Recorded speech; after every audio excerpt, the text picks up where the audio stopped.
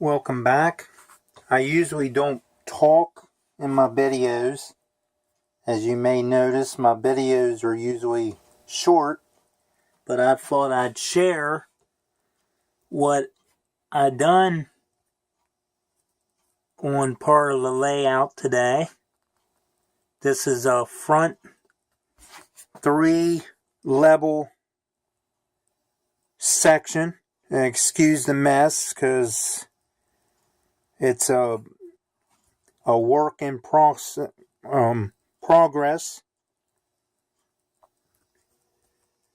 And you can see that everything gets used as a temporary catch-all, workbench,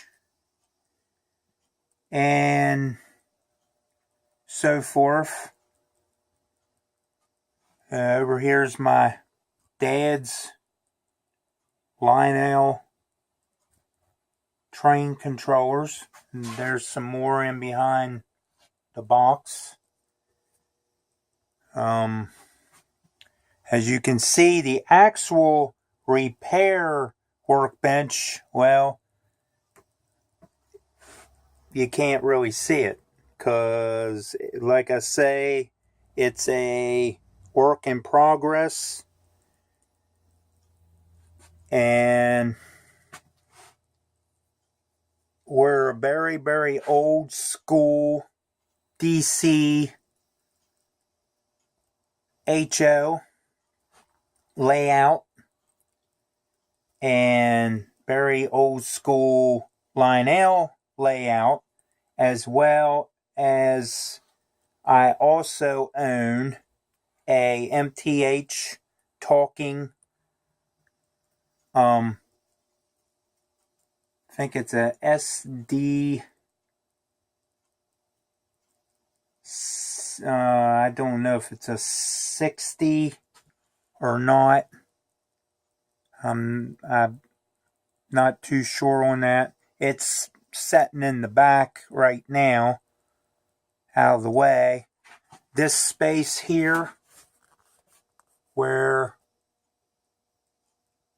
the HO tracks, and over here where the Lionel tracks are on this side, as well as the signal bridge, and this signal bridge, and crossing light and gate on both sides that blink with both of those Lionel tracks. It don't matter which one is on those contacts, and those contacts, guys, are something that my dad and I thought up of.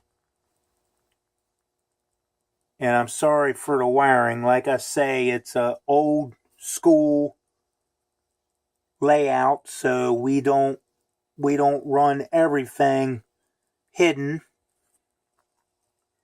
But those contacts was my dad and I's idea, and all they are is pieces of pie pan with electrical tape underneath of them. And let me see if I can hold the camera with my other and point with my other finger. When the car comes across this ground rail, outside rail, it makes contact with the pie pan, which goes off through the metal axle onto the pie pan, and it'll make this crossing go down. Or, I'm sorry, that's my bad. It'll make this crossing flash as well as that crossing at the same time. And when I said a while ago, it don't matter if the trains are coming here at the same time. When they hit, either one or the other train is here or both, it will operate both of those signals at the same time. So it don't interfere with one another, is the way I have it wired up. As for these lights here, these are LED bulbs with science sockets that I had modified, and you can see the wire that I soldered across the two screws on both both trains, and those are for a set of switches for the 027 track right here with the bridges. Let's see if I can find the bridge here. Here we go. That bridge and that bridge, that is the 027 track. And the other set of lights right here in the front is for the MTH train that is actually O scale, not O gauge, O scale. And these switches are also back there in a loop, and the switches switch automatically, which I have wires ran out to both sets of these. When this train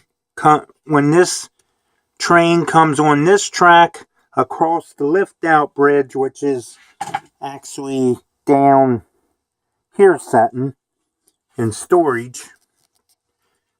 It's an old table. Okay. When the switch switches curve, this light switches red, and this one switches on this side green, and then it switches the opposite way when it switches the switches back straight. This one will be green, and this one will be red on this side. Same way with the back track on both sides. This one, the back track train comes the opposite way, so this one will turn red when it's on the curve, but it'll be green on this side when it's red on the other side, and it'll be green on this side when it's red on this side. So it flips the lights as well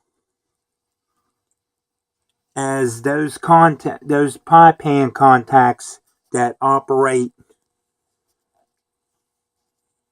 that signal and this signal. Now, however, that's down on my side, and again, I'm sorry, I apologize for the mess, because this place looks like it's been in World War 16 or something that don't actually exist, but you could probably imagine it existing when you look at something like this. I mean, it just looks like a tornado blew through. But anyway, guys, this is what I've been doing today. And I just thought I'd share with you. And I'm trying to make a longer video because I know my videos has been short. And we're up to 10 minutes. We'll go up here. And when this level here, this piece of plywood goes back on eventually, when I get done everything I need to do, there's an access panel right here, which I can access my power wires and my Atlas switch. And this, when this access panel gets unscrewed and pulled out, I can take screwdriver and take this screw right there off, lift this whole panel up out of the hole, or put it down on the plywood or wherever, and I can get into my switch.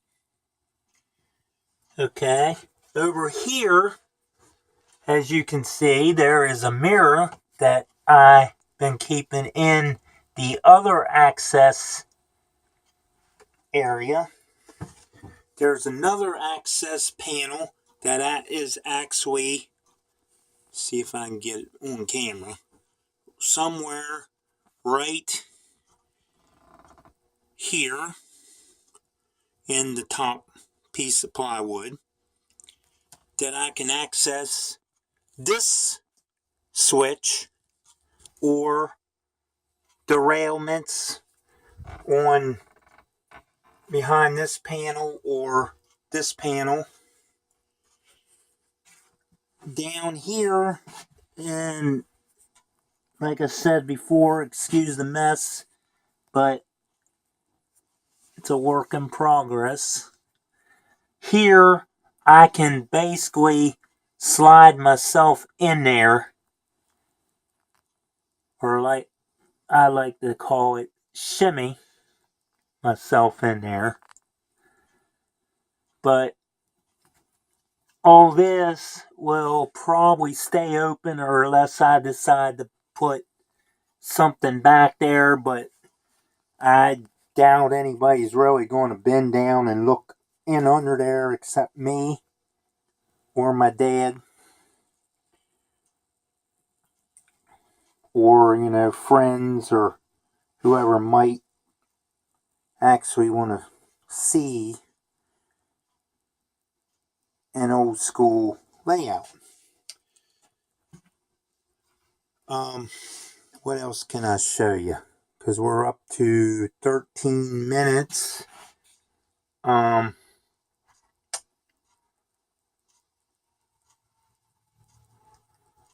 Back in the back, I don't know if I can zoom in, but you can see part of it, get it to focus. There's part of the incline decline kit. Okay, over on this side, if I can find it in the camera, you've got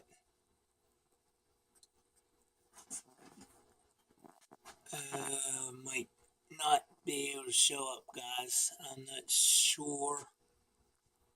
It's back here, but you gotta look close. But I'll film that in another video sometime in the future. I'm